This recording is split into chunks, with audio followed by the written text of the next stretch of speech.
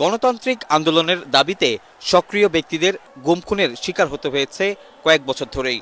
আইনশৃঙ্খলা বাহিনী অন্যায়ভাবে তাদের বাসাবাড়ি অফিস থেকে তুলে নেওয়ার পরও তারা তা স্বীকার করেনি, বরং উল্টো পরিবারের সদস্যদের ভয়ভীতি দেখানো হতো।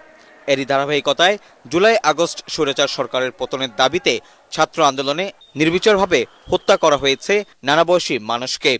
জুলাই গণহত্যাকারী শীর্ষ পরিকল্পনাকারীদের অগ্রাধিকার দিয়ে বিচারের আওতায় আনা হচ্ছে বলে জানিয়েছেন আন্তর্জাতিক অপরাধ ট্রাইব্যুনালের চিফ প্রসিকিউটর। গুম এবং মানবতা বিরোধী অপরাধ, গণহত্যা যে অপরাধ বাংলাদেশের মাটিতে হয়েছে, সেই অপরাধের যারা মাস্টার মাইন্ড এবং যারা একদম সর্বোচ্চ জায়গায় বসেছিলেন, বসে থেকে এই অপরাধগুলো সংঘটিত করেছেন, আমাদের প্রায়োরিটি হচ্ছে তাদের বিচার করা। ক্রাইমস এগেইনস্ট হিউম্যানিটিতে সাধারণত টপ কমান্ডারদের বিচার করা হয়।